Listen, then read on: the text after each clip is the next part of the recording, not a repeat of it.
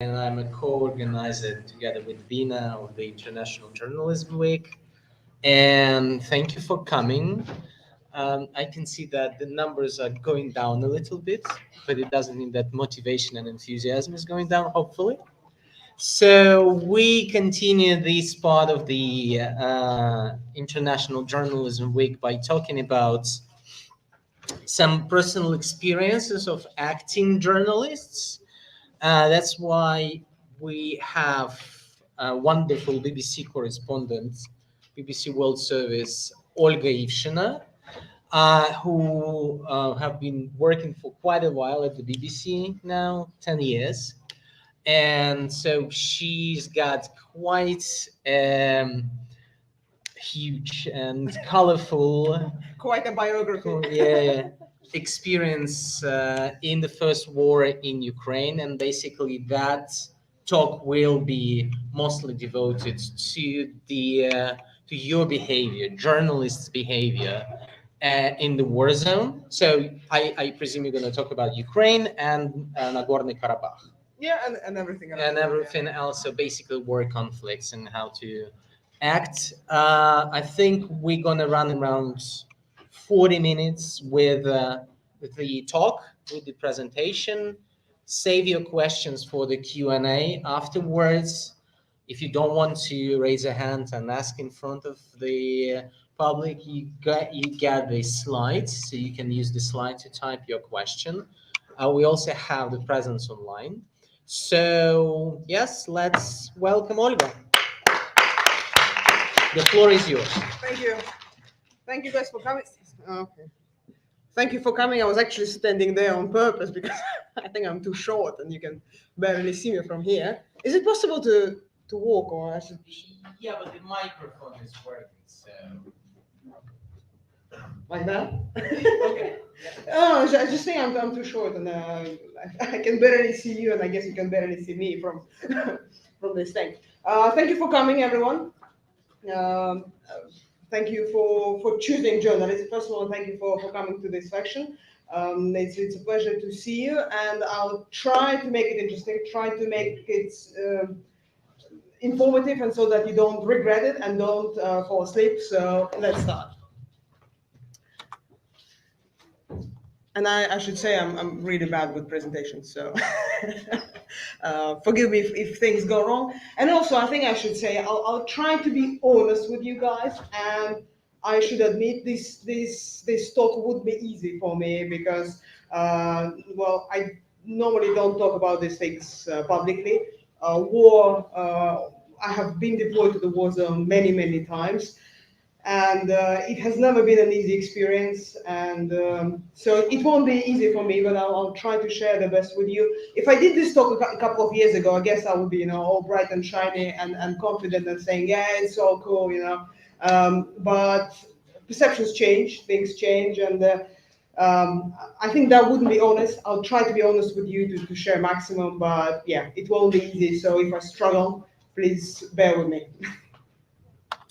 For the start, this is a taster. This is just a almost raw footage from just one of the days back in 2014 in Eastern Ukraine.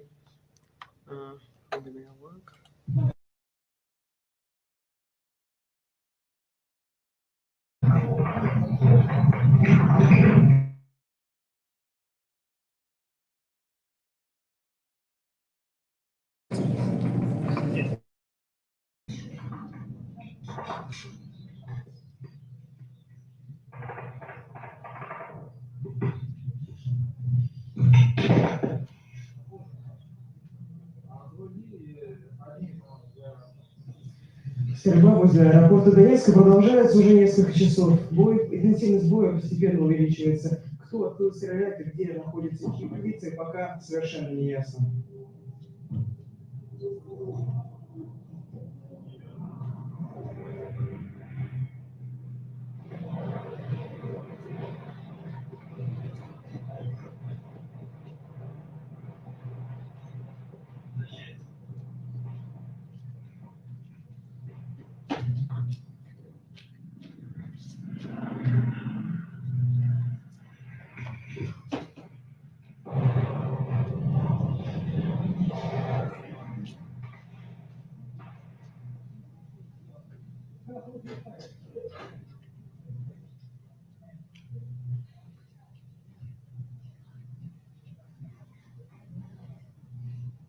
We're currently at the road leading to Donetsk airport. Overnight here, there was fun. Now it's relatively calm, but we do hear sporadic gunshots here.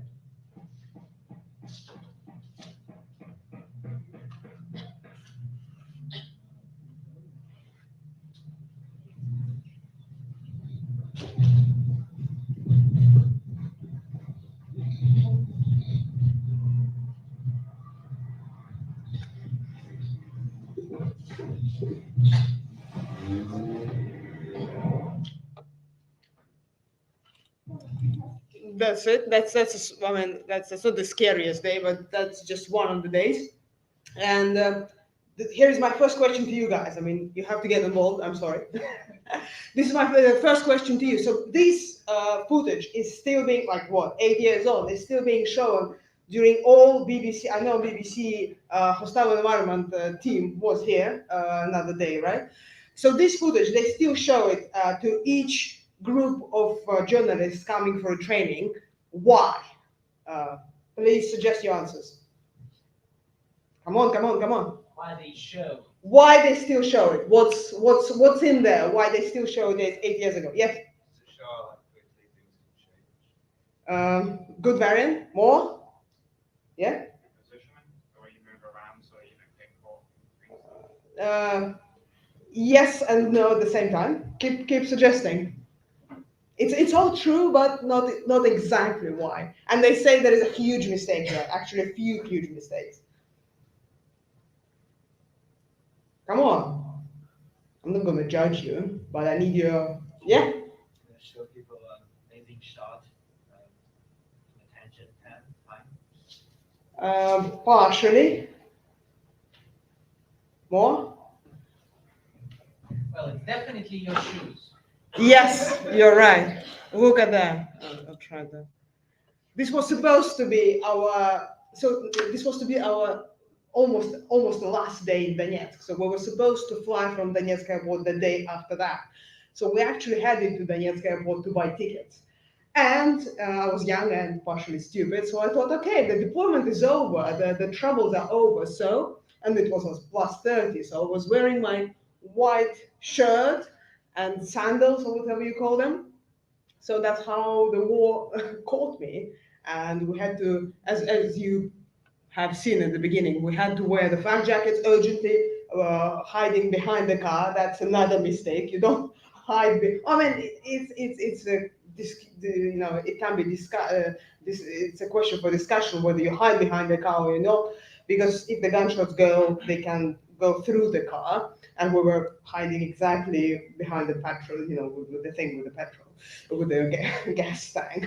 So probably not the best place. But yeah, you have to dress appropriately when you go to the war zone, and keep dressing appropriately until you leave it completely, until you're out of it 100%. I broke this rule. Fortunately, it didn't cost me my life, but actually it could. And it did cost life to a colleague of ours, Russian journalist from Insider, was killed in Kiev. Oksana, yeah, she was killed in Kiev this year because it was too hot and she was too tired. She took her flak jacket off. The second blast came, she was killed. So dress appropriately. How do we go to the next one? So questions only start here. So that was for you just to build an impression. That was just one day. I don't say it's the scariest day, but this is just one of the days. The day after that, we were still in Donetsk, of course, covering the story. And that's a question for you guys. Please imagine this situation. You are lucky. Congratulations, you're in the war zone. You imagine you are a senior BBC producer. You're in charge of two groups operating on the ground in a war zone. Doesn't matter which war zone. It was Ukraine, but any war zone. And suddenly, a gang of heavy armed guys run into your hotel room and say, "That's it. That's the end of your operations. You must leave in 1 hour. If you're not leaving, both crews are gonna get killed." they keep standing in their hotel room, making sort of looking at you with their guns and say the clock is ticking. It's 6 p.m. It's 2 hours to get to the no man's land and 2 hours more to reach the safety on the other side, on the safe side. You only have 1 hour and curfew starts in 1 hour. What are you going to do? Your variants, guys. I can't make it without you, so I need your suggestions. Please.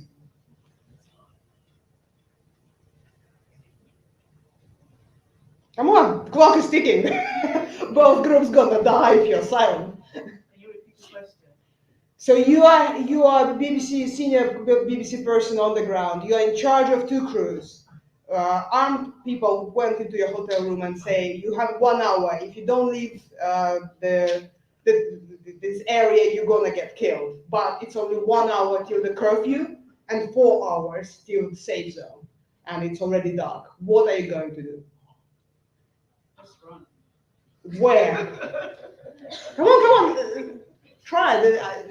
I'm not going to judge you, but you have to think. Yeah, please. Break curfew. Well, break curfew. So you want to leave. If you break curfew, do you know that they can shoot at you? You know, if you move at curfew, no warning, they can shoot at you. How are they gonna shoot me?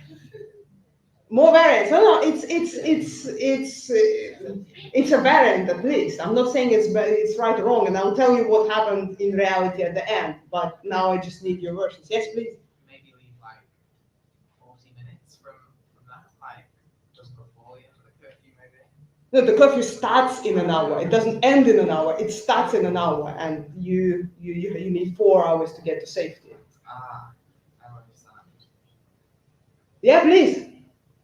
You're more likely to get killed if you break the curfew, so you could stay where you are, try to negotiate with them. Interesting variant. Sorry, I forgot to tell you.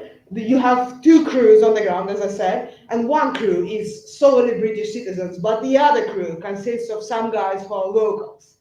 So, and they say, okay, you know, we can deal with the British guys, but those guys, they must be spies. What you gonna do? Come on. That's a real life scenario. Anyone else? I'm not saying all your variants are right, and you know they all have the right to for existence, and they all crossed our mind as we were standing there. So please keep going. Yeah, please. I won't say it's hard, but negotiating is the first option.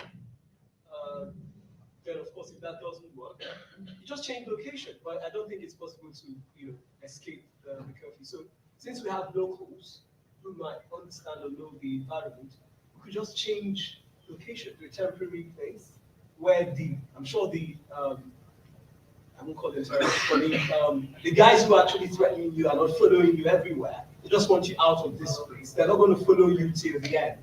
So maybe you just start moving, move your things immediately, the earliest thing. Are you moving together, or like both crews together, or separately? For the crew they're interested in, the locals who No. really want to leave, then for the British guys, you could leave them. If they're not interested in the British guys, you could leave them there, while these other people who are threats, they feel are threats to them. You could just start moving. Then at some point, you could find a safer location where they're not exactly looking at you. Then you stay there for some time. Well, good option, but then you have to check, right, whether they kill you in 1 hour. More variants. Any other suggestions? So we had leave, stay, hide. What else? Are you gonna call London at all? Or not? Okay. Actually, let me turn to what actually happened. Yeah, actually, we thought about all these variants. We called to London. It never helped. So yes, in a way, all of you were right, but so basically, the first rule is there are no right and wrong decisions. You know, there are no rules in a war zone. As soon as you are in a war zone, welcome to the Middle Ages. You know, that's it. No rules. And the only thing which is matters, do you make it out? Does your crew make it out? And is there and people who you spoke to, so people who depend on you, maybe the people who you mentioned in your reports, are they safe? So that's what matters, you know. In a way, that's the primary thing. Whatever gets you there, it's not that it can be different. As you said, negotiations, it can be tricky because you can run into a good guy, you can run into a guy who is very nervous, who lost his friend yesterday. That what happened with us, because the guy who was actually in charge started negotiations, said something, I think he called them separatists, and they just bursted out with anger, because in the heads of those guys, this word separatist had very negative connotations. So they nearly killed him on the spot just for mentioning this word. Then I had to step into negotiations. It got a little bit better, but didn't solve the problem completely. It depends, you know. You may want to speak to someone senior. You may say, "Who are you? Whose orders are you following? Let me talk to an officer." But it may be a problem on the other hand. If it depends, you know. Maybe that guy will let you go, but his officer is, for example, is actually more likely to follow the order to kill you. We don't know. I mean, what happened? So basically, let me tell you what happened. Uh, the guy who was in charge, he called the London. They advised him to call to the British embassy in Kiev. They called to the embassy. We started the long negotiations, all of us, because yes, it was very dangerous. We didn't know whether they're gonna kill us, but the chances of being killed if we break the curfew and travel 4 hours in complete darkness, crossing the front line, going through a no man's land, the chances are extremely high we're gonna get shot. And also, what we thought, if they're honestly going to kill us, it's way easier to kill us on the front line and say that was the other side, rather than kill us in the center of the town, in the hotel, because it's going to be reported, right? And questions going to get asked, like what happened to those poor guys? And they don't want to admit, oh, we shot them because we got too emotional because they called us separatists. Doesn't really work. So maybe it's better for them if we actually, maybe they really want us to live and kill us in the no man's land. But the stakes are too high to check in a way, but there is no right option, there is no right variant. So yes, actually we separated, so the British crew, their negotiations were more successful. They got on a promise of a green corridor and they left. Our crew, which consisted of Russian and Ukrainian citizens, we stayed on the ground. We changed the locations. The location we were hiding, but still, it was too dangerous to stay. So next morning, we attempted to get out, and we attempted to get out using a way where there were minimum amount of checkpoints. We did end up at the checkpoint anyway, in the end. And that's where we were stopped, taken out of the car, lined up against the fence, and nearly executed. So the order was real. The only thing which saved us when we were standing near that fence, basically facing the fence and just waiting to get killed. And the guy said, "Oh, it's three of you. It's only me with a Kalashnikov. I'll call for reinforcement because it's hard to kill you all at one moment." So while we were waiting for more guys to come, like for our death squad to come, I thought that's it. You know, the stakes are already too high. We have absolutely nothing to lose. So I remembered that when I was a kid, I spoke to a guy who was a soldier who was fighting in Chechnya, and he told me that the hardest thing is to kill someone when you look into their eyes. Once again, it's not a rule. I'm not telling you, you know, it's not a rule book. Nothing works. You know, your situation, if you ever get to a war zone, is going to be different. But that's just one of the stories, an example how different tiny things matter, how all your experiences may matter if you remember them and if you try to find a way out. So I remember that he said it's really hard to kill someone when you look into their eyes. So what I did, I twisted around because we're facing the fence. I turned back to the guy and looked into his eyes and started joking with him. And I said, "Are you going to kill us?" He said, "Yes, sorry." I said, "Well, okay, if you're going to kill us, you know, are we entitled to the last wish?"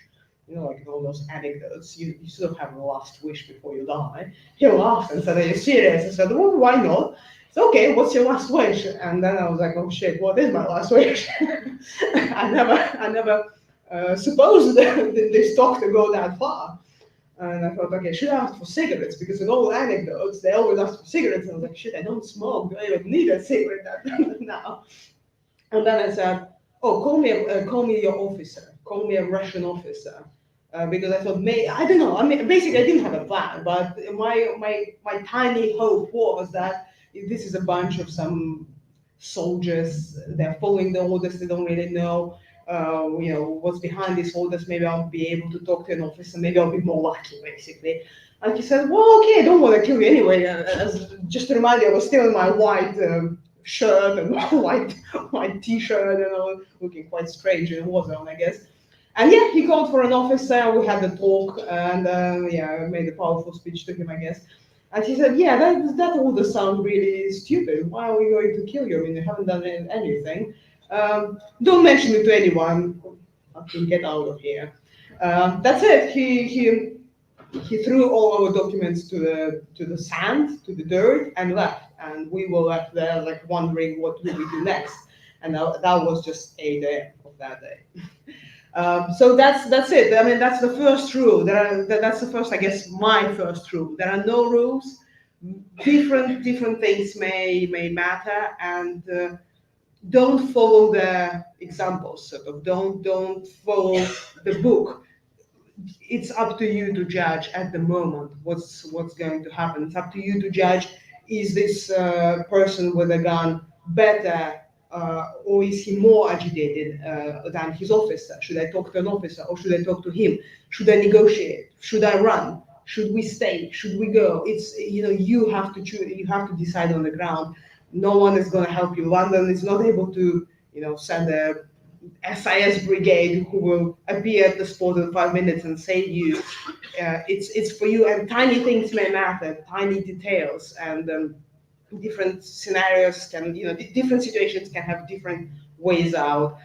And I guess the most important thing, your tiny mistake can cost you your life. It can be dressing inappropriately. It can be using a right or wrong word.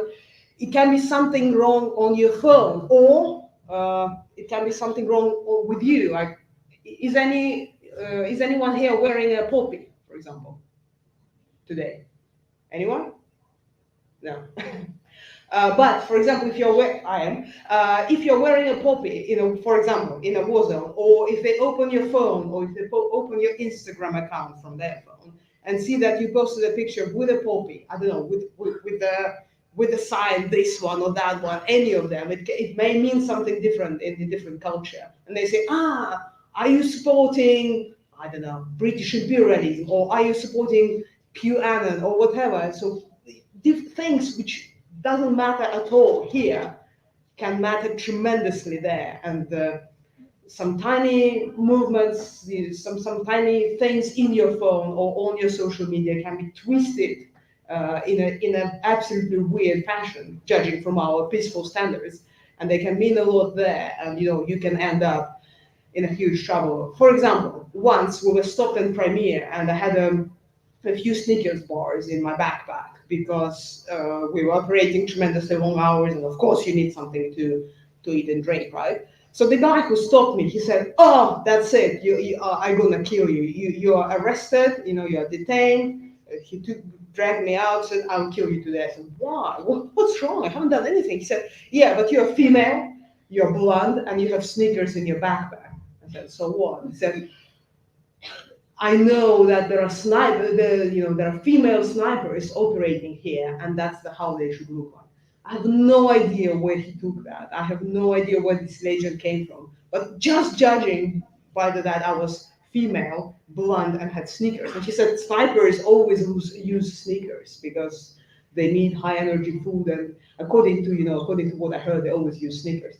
That's it. But in a way, you can protect yourself to a certain degree by, not posting anything provocative, or like closing all your accounts before you go to a war zone, by carefully checking what's on your phone before you go to a war zone, checking what's on your T-shirt what's on your, I don't know, what's written on your hoodie or while you're being dressed, because even those tiny things can matter.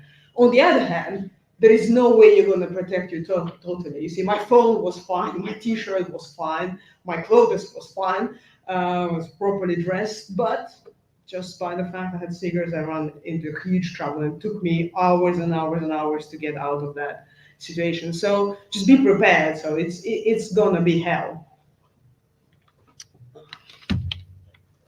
That's my first advice. Don't go.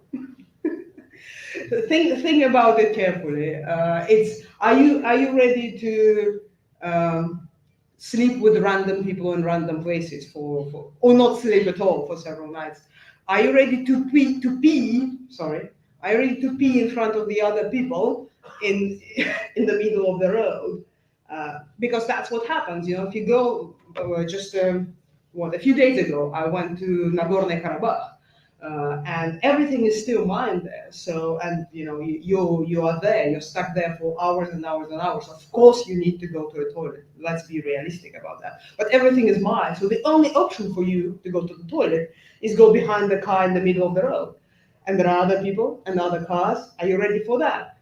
A colleague of mine, they were in Syria on a press, so to say, on a press tour. So they were in military convoy, and again, you know, the convoy got stuck, so they were there in that military vehicle for 16 hours, and she wanted to pee, and the guys wanted. So basically, they had to all pee in front of each other in that military vehicle to bottles.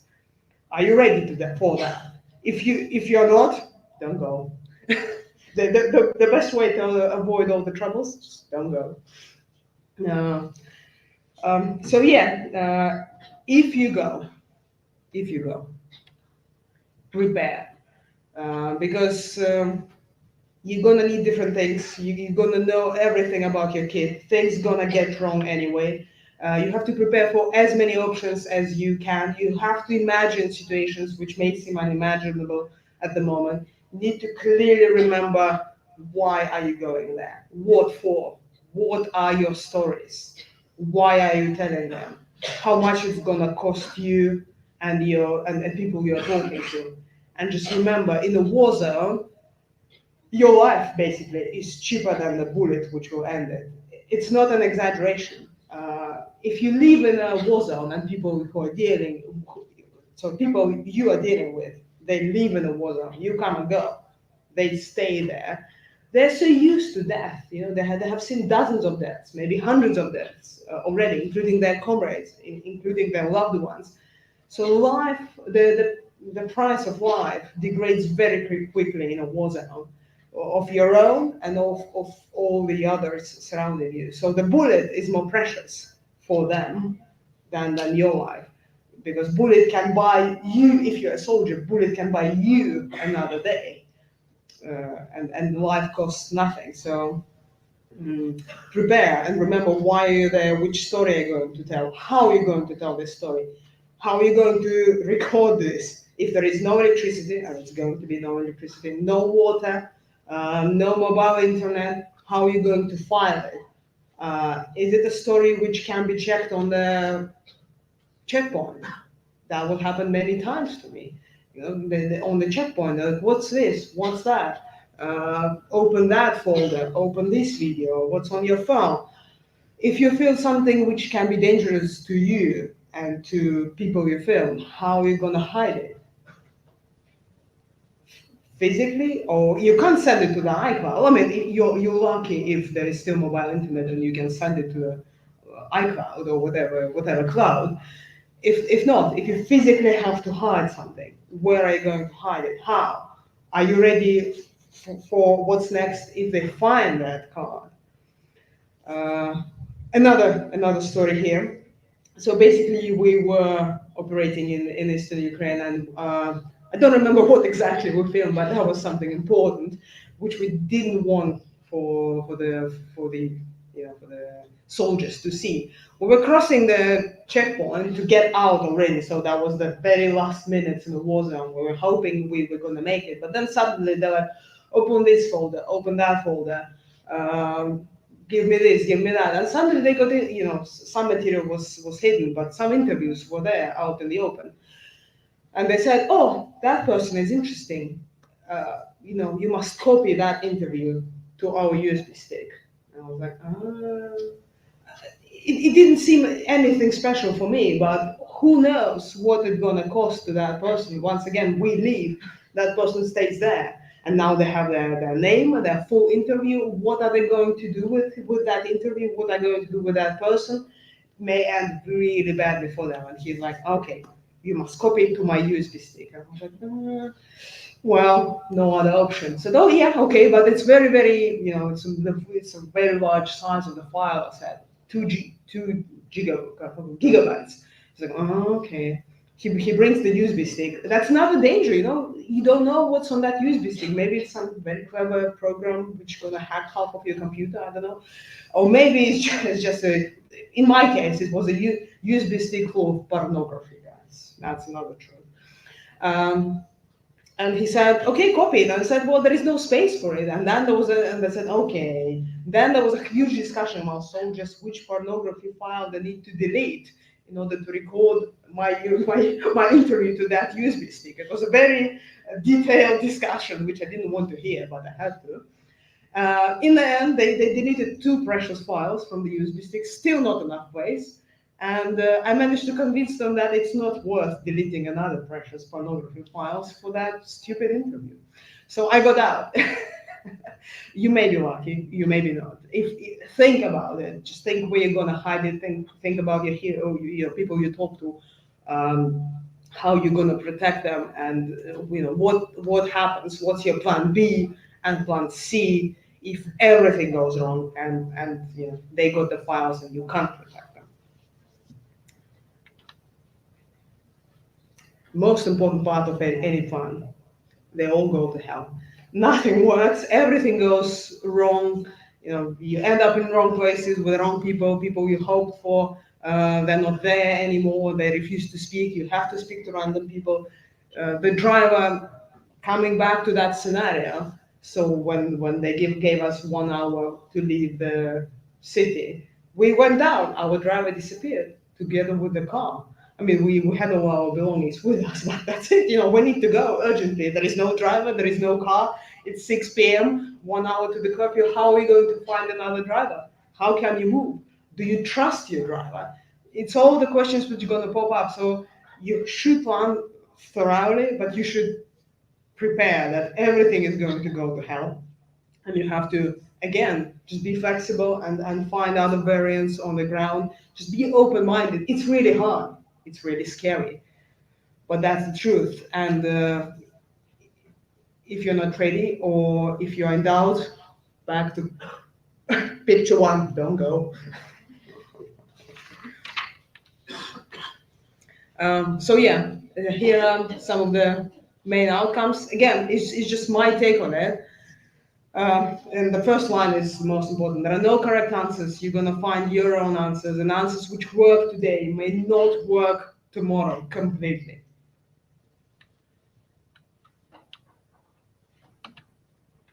Very important thing about your team, because if we go back, so who has your back? It's a very important part. Who looks after you? Who is, if something goes wrong with you, who is looking after you? It means, first of all, your team, so people with whom you are on the ground. And secondly, is there anyone out of the war zone who's looking after you? Anyone, I don't know, in London, in Kiev, in any, where are your headquarters? Are you aware of your plans? Do you have an emergency, do you have communications plan? Do you have a plan? How often do you connect with them? And how do you connect with them if there is no network?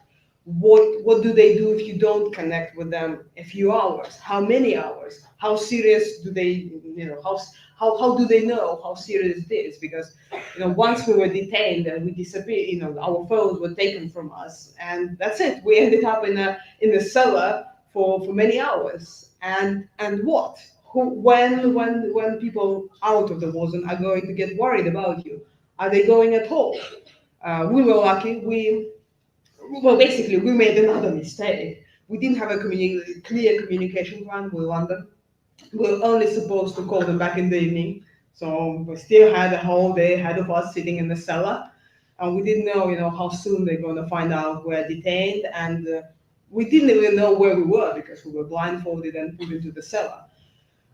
We were lucky in that cellar. There were another journalists who happened to be freed, so they could get out. So we wrote a small note for them to take with them to communicate with our guys. But once again, especially in this age, sometimes you're detained and you spend hours or days in the cellar, and then suddenly you make a good contact with one of the guards, with one of the let's call them prison guards, and he says, "Okay, I think you're a good mate or a good fella. Here is my phone. You can call your guys." How many phone numbers do you know by heart, guys? Any?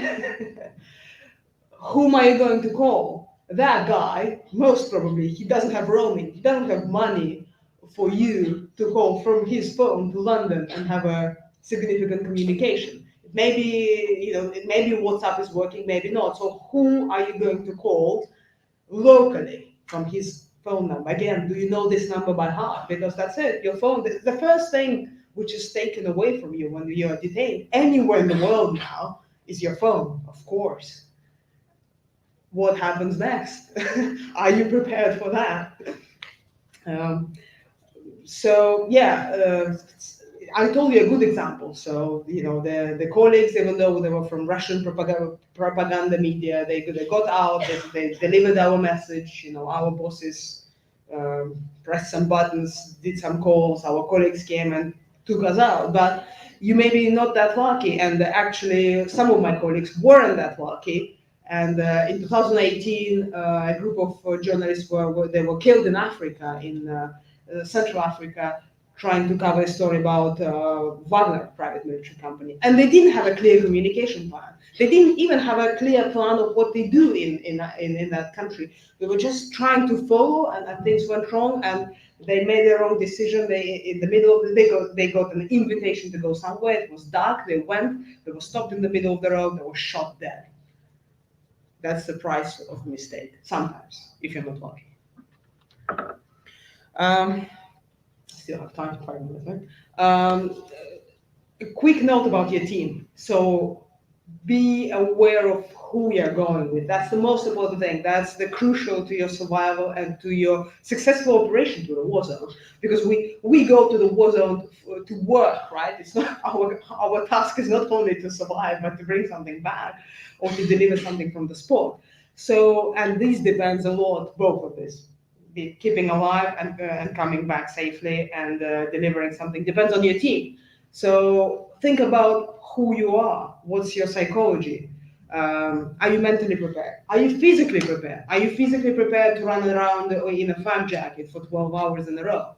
And not only walk around, but physically run around. I'm not saying for 12 hours, but sometimes you have to run quickly in a flak jacket and it weighs 10, 15 kilos, plus a helmet, 2 kilos, plus a first aid kit, another kilo, plus all the batteries and cords and everything. That's another 5 kilos, 10 kilos maybe, plus a bottle of water, plus those sneakers for you to get caught and be accused of being a sniper.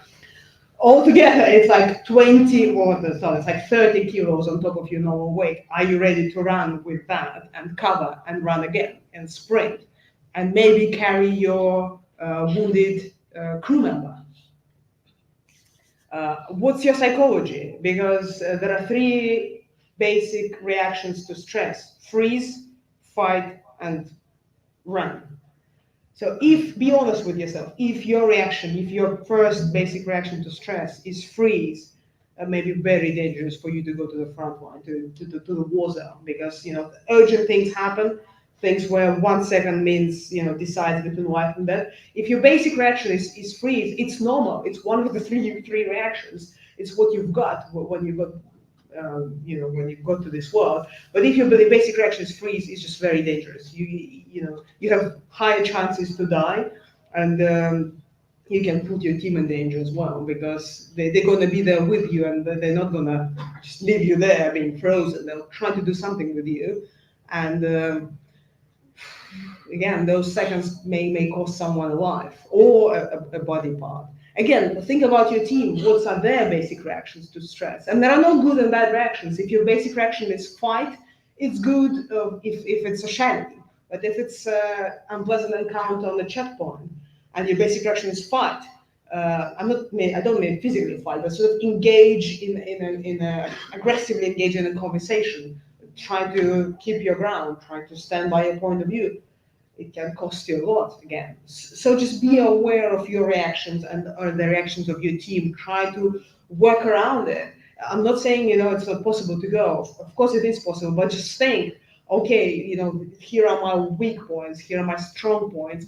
Let's discuss it. Maybe someone who freezes shouldn't sit on the front seat in a car when we pass to the checkpoints, or someone whose basic reaction is fight shouldn't sit on the front seat when we go through the checkpoints. Maybe someone calmer should sit there and negotiate with the guys, and someone who is, but maybe someone else is magnificent with technology or marvelous with maps, and you can be crap with maps, but with a good talking skills. So this all should be taken into account, because it all means a lot.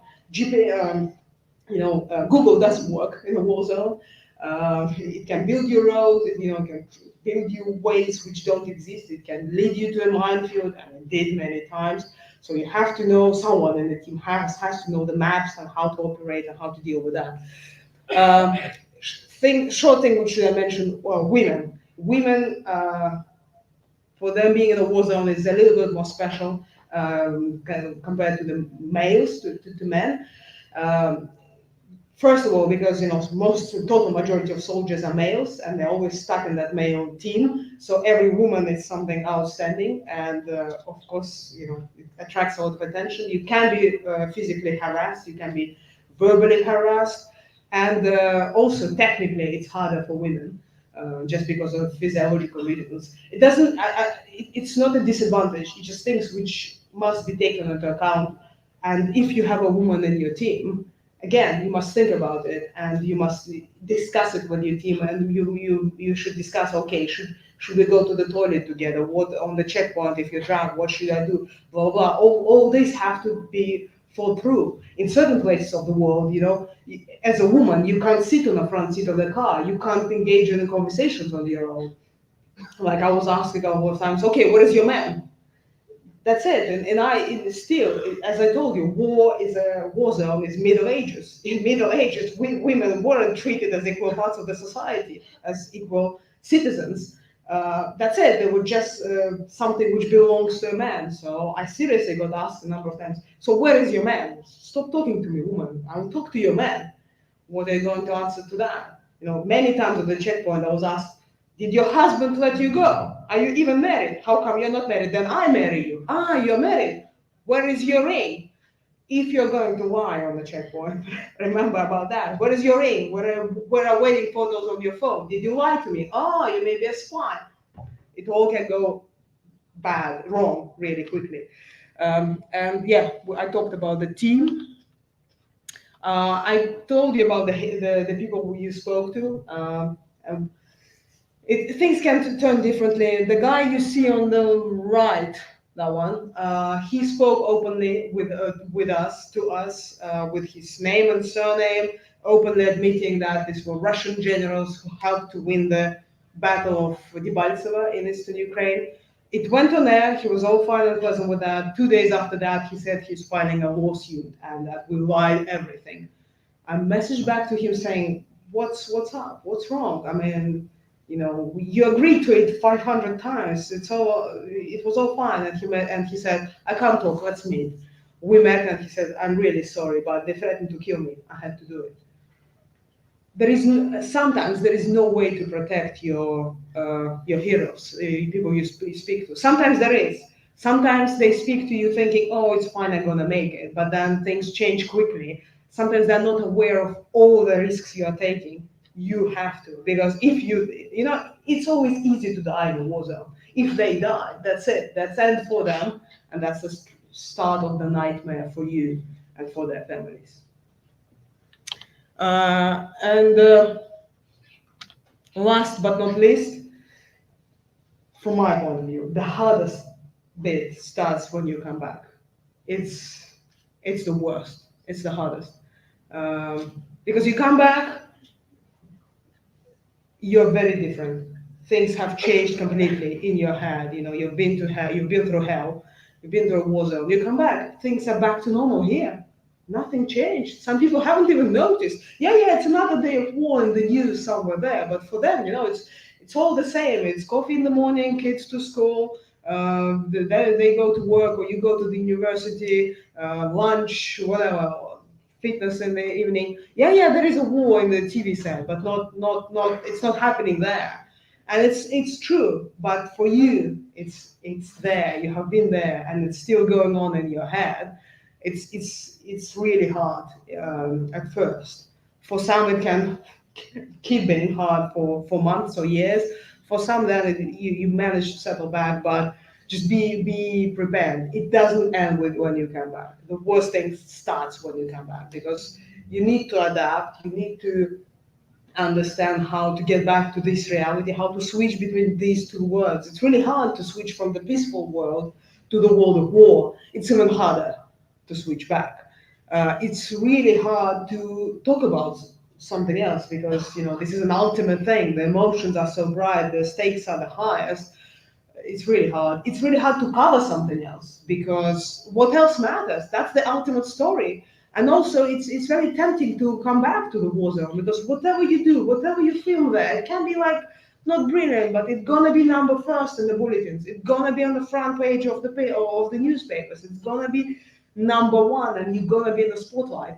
You turn to some other topics. It's like, you know, it's not that harsh. The stakes are not so high, and the demands for that material is always higher.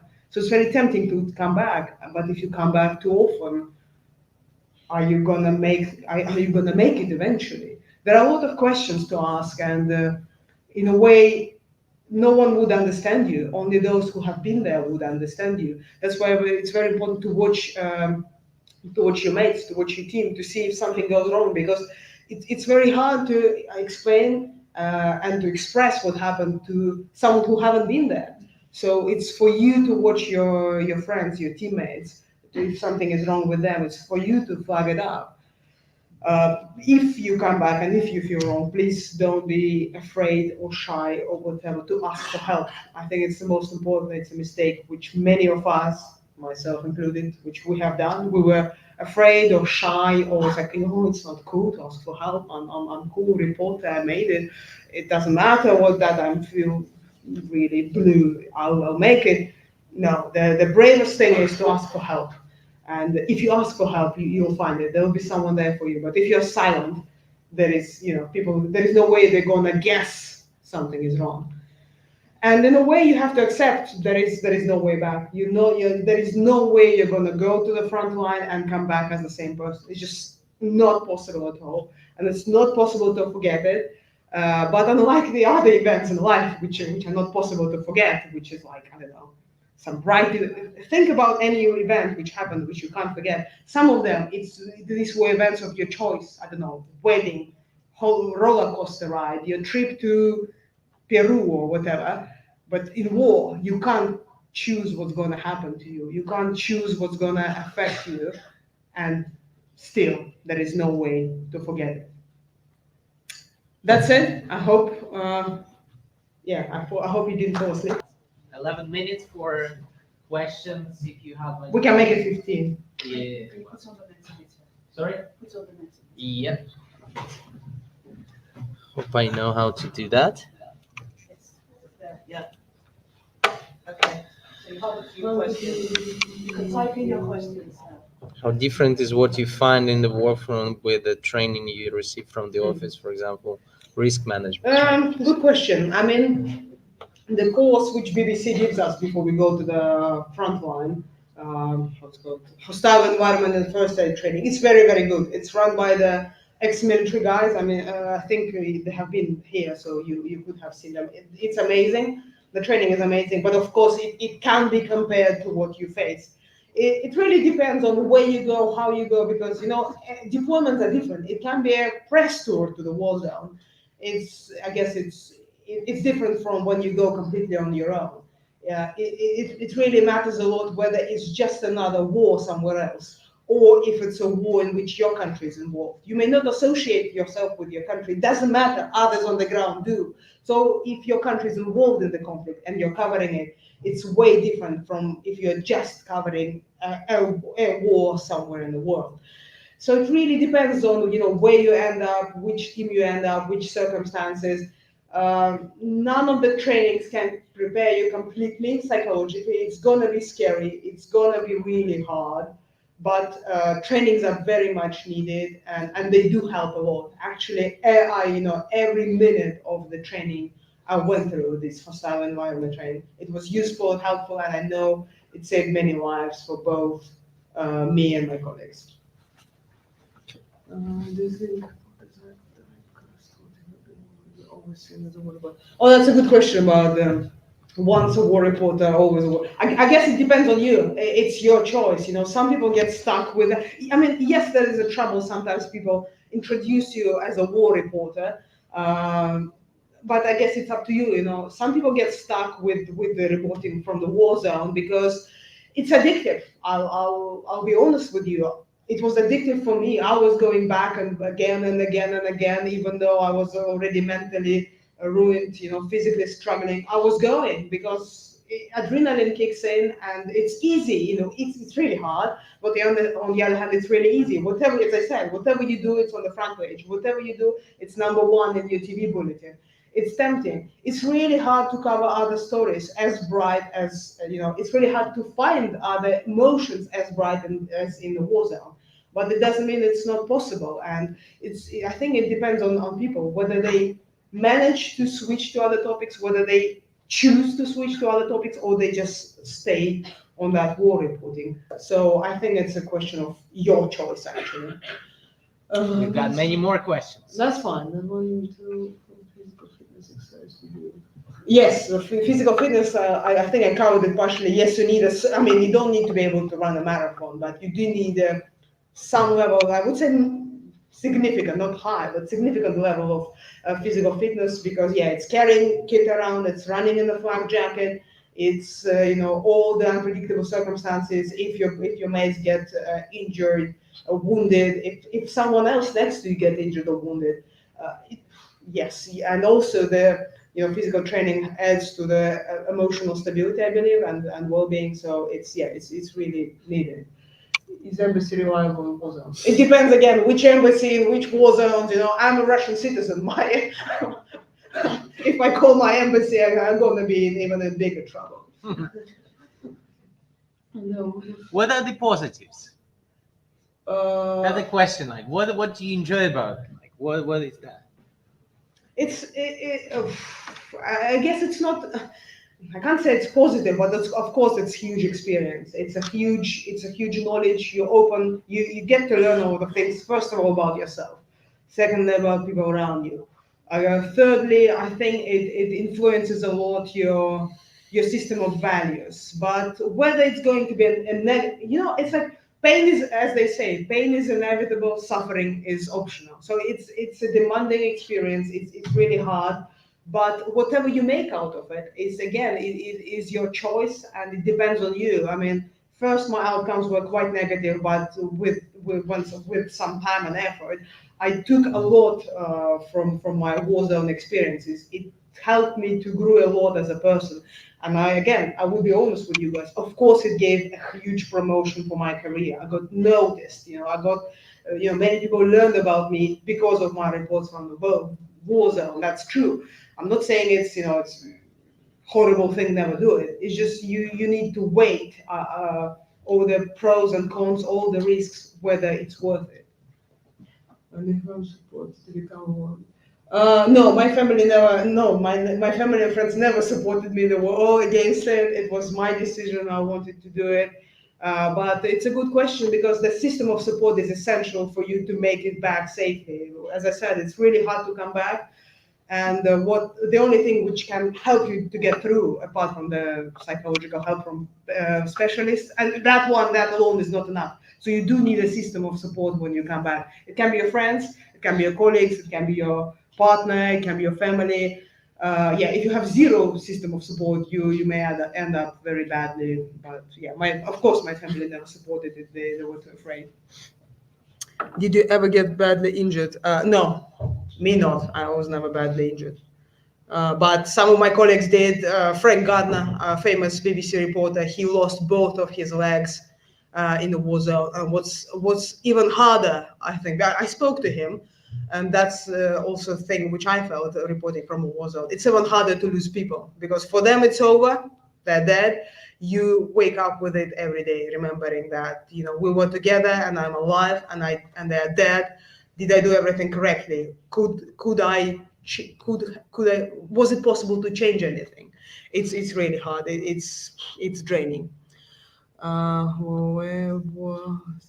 Many people. How many people in the crew? For TV, it's 3 people. Together with a high risk advisor, it's 4 people. Sometimes it depends, some people, some outlets send people alone, which I think is crazy, but I would never advise to go alone. As far as I know, everyone who goes to a war zone, even if they're deployed alone, they will build a small team of 2-3 people. 4, I think, is maximum. Otherwise, it's really hard to be flexible and maneuver Get in the quickly. car. Yeah, to maneuver quickly. Answer this. Have you ever seen a death scene? Yes, of course. I've seen a lot of death scenes. It's horrible. I think the worst thing I've seen was a MH17 crash site. It's a Boeing plane which was shot down over Ukraine. And unlike other, airplane crashes there, no, it was, you just get there. So basically, I'll tell you just one thing. When we arrived there at the scene, we were trying to maneuver carefully not to run into a corpse because the whole field was covered with body parts and dead people. We thought it's all amazing. We found a spot where we don't touch any corpse, any human parts. I got out of the car and I saw that part of a human being is around our wheel and we have to remove it. Because that's the reality, guys. It's horrible. I still remember it, and I had really hard times covering MH17 trial recently because I still vividly remember it, of course. Was that hard when it was so difficult when considered pushing other fields? No, because it's really hard, but it depends, on how you take it. For me, I always try to tell human stories. So it's really hard, but then sometimes it's rewarding. Not every story, but sometimes you tell a story and it changes person's life. Like I reported a story of 3-year-old kid whose parents were killed in a blast. After our report went on BBC World, she got so many donations. It doesn't return her parents, but at least, she was from a very poor area. She got so many donations. Even her university education is paid for now. So this helps me to get going. What should we find truth during Ukraine? This is a long one. Would you do army training? I don't know. I would definitely won't do the Russian army training. I guess army training may help, but please remember, if you go for army training and let's say if it's posted online or if it's any record of it and you end up in a war zone as a reporter, it can play against you tremendously. They'll say, you are a soldier or you are a spy because you went through army training, and now you are a journalist. So you must be a spy. I think the objectives of a soldier and a journalist in the war zone are very different. So I don't think it's going to be of huge help. But maybe high risk people would disagree with me. One question. I'll be quick. Do you have combat team? No, we don't have combat team to protect press team. Can you replay video? Can we replay video? I'll message to me and I can send you the link to the video. Did you ever get other ethics when it comes to war reporting? Well, ethics is usual ethic rules apply. Just remember that the cost of your mistake is tremendously higher compared to all the other reports. You've been your favorite piece of reporting. It's hard. All the reports which help to change lives. I guess I remember them. What encouraged you to get into a war? I felt that I have a talent and like internal power to do it, and I felt that it's very important to tell the story. And as a Russian speaker and someone who understands Ukrainian language, I thought I would be able to tell the story better than some of the people who know nothing about the conflict, who don't know the language. 5 more minutes. We can do it. You know how to negotiate. Why don't use an encryption program when we're going through checkpoints? Well, that's it. Encryption program. Do you think? Well, first of all, not sometimes people on checkpoints are stupid. Sometimes people on checkpoints are tremendously intelligent. As soon as they notice an encryption program on your drive, that's the start of the nightmare, guys. You may end up, do you remember guys who ended up in Donetsk prison during this conflict, the British guys who were called mercenaries, and they had a death penalty put on them? You can easily, end up being. They'll accuse you of being a spy anyway. Trust me, I was accused of being a spy 1 million times. If they find an encryption program on any of your drives, that's it. They have an evidence. You are in jail for years, waiting to be exchanged, if ever, for some Russian spy or whatever, Ukrainian spy, whichever country you are in, and it's really risky. The one of the most want. What should we do to find out the truth during the Ukraine conflict? Truth. It's really hard about truth. It's a really long question to discuss. I will tell you the following. I think the best, in a way, truth, it's really hard to talk about truth. There are facts. What I would do is to try to read the news or watch the footage and establish the facts, and then listen to and then try to make your own conclusions, and also try to find the appropriate way to interpret them. Because, for example, just to explain it, I'm wearing a poppy now. I don't know whether you can see it, but it's here. It's a fact, right? Then someone can say, okay, then she supports British imperialism. That's interpretation. I can say, no, I just honor the deaths of the guys who died in the war. That's another interpretation. Which is the truth? Only I know. And the truth for me can be one today. So yes, I support the memory of those died in the wars. But maybe in a few years, I go crazy and I support some far-right ideas. So things change. Facts stay, and they also help you to find the right interpretation of these facts for the current moment. That I guess can be my answer. To the last question, what do you most want to do in the process of making news? Sleep. As a war journalist, the biggest thing you always want is sleep, and the second biggest is eat. Right, so that's the positive note. Thank you, guys. Thank you so much. We're gonna take a short break, like 5-7 minutes.